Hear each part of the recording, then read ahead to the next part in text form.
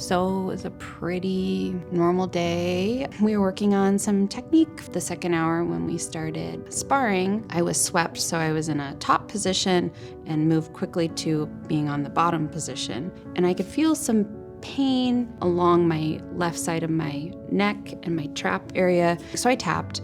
I was really dizzy and I was starting to feel nauseous. What happened with Jenn was she sat back, she started saying she was tired. I kind of started to sense something was a little bit off because that's just not her. She's never too tired to roll. And the guy on the side of the mat noticed that she had thrown up all over the mat.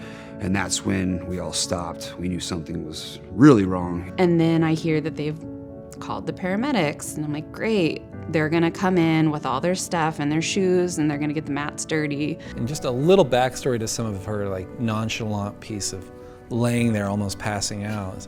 She used to pass out about once a year. They called me, having me come in, and I'm like, really, do I need to be there? But the paramedics are there. I'm like, all right, I'll be there. So I'm driving in thinking, oh man, a big hoopla over, this silly thing. I get to the hospital and you see her and realize, okay, well, she's tossing and turning. And she was in a lot of pain and writhing, and it wasn't the same. This is a pretty rare injury, but it causes, she had a stroke of what we call posterior circulation. So when people get neck injuries, they can injure their artery that runs through the spine. So any sudden movement of head, such as chiropractic manipulation, roller coaster rides, jiu-jitsu headlock, can tear the vessel. When you tear the vessel, it clots and sends the clot up the brain to this posterior fossa, and the cerebellum or the brainstem get a stroke. You have to catch patients before they get to a point of falling into a coma. If you don't do anything, you compress the brainstem to a point of coma and death. And we have 4 daughters, and so they're at her mom's, and it was that next morning that was pretty much woken up by Dr. Chuka, and he was just letting me know, we're going into surgery. And so I'm like, oh, when are we going in? Is there anything? And he's like, no, we're going in right now. You just have to lay it on the table and let him know. It's not an operation I want to do necessarily, but it is a life-saving operation. And we removed the bone all around the cerebellum, opened the heart sheath, the dura, and then sew in a patch to give her room and allow her to swell. And at the same time, I placed the catheter in her ventricles, the chambers that make spinal fluid, to allow the pressure not to build up. It doesn't change the stroke, but allows Jenn to survive and then get through the recovery. I picked up her mom, and I brought her mom in with me to the hospital. And as we went in, she was still coming out of surgery, and we met in with charge nurse. Charge nurse, thank you. Yeah, so she really broke it down. This is what happened. This is the process, and what to kind of expect. It was pretty nerve-wracking. You're like, oh man, I wasn't thinking a serious injury. I mean, serious, but not like what we're talking about, life-changing, life-altering. It was a pretty intense morning for sure. I got a lot of grief for it, but I didn't have very long from when I signed the consent to surgery.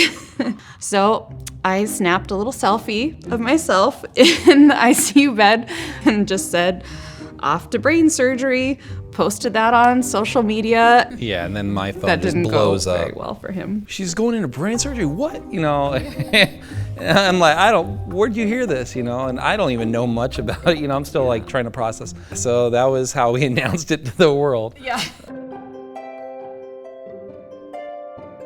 In Jenn's case, when she had her injury, she had such a reserve of strength, physical strength, that she was improving rapidly. I showed up there in a wheelchair getting around, and then they quickly were like, no, you don't need a wheelchair. One of the therapists had me hold one end of ski poles, and she walked behind me holding the other end, and we walked all around rehab, and she would make me move my arms, so I would remember to move my arms and turn my head. So it was just me trying to remember how to be normal again.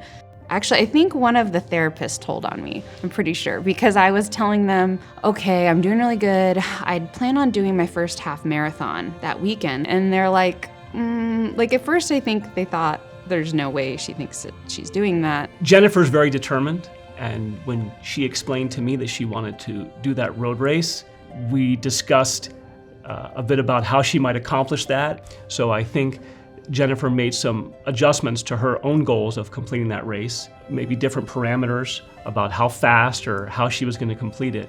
Dr. Wall, like, he's not telling me I can't do something, but he's basically being like, maybe we should make smarter choices in like a way that was realistic for me to take at that point. We can look at recovery as moving your arm or your leg or walking, but recovery really occurs at so many levels: psychological, social, behavioral. There are aspects to your recovery that are not physical, and all of them are vital. I just did the 5K and I walked it. She was literally the last person. I was like the they last were picking person. up cones as she passed them. She did her 3K.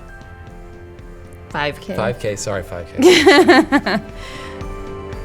I'll tell people I have the worst of luck, but also the best of luck, because who would go through all of the things that I went through, where I have part of my skull missing and I had to have this surgery and I had too many strokes to count, but I'm also kind of just fine. My oldest, especially a 12-year-old, she's like, okay, Mom, cool. I'm like, all right, well, I'm kind of really lucky. It's sort of a big deal.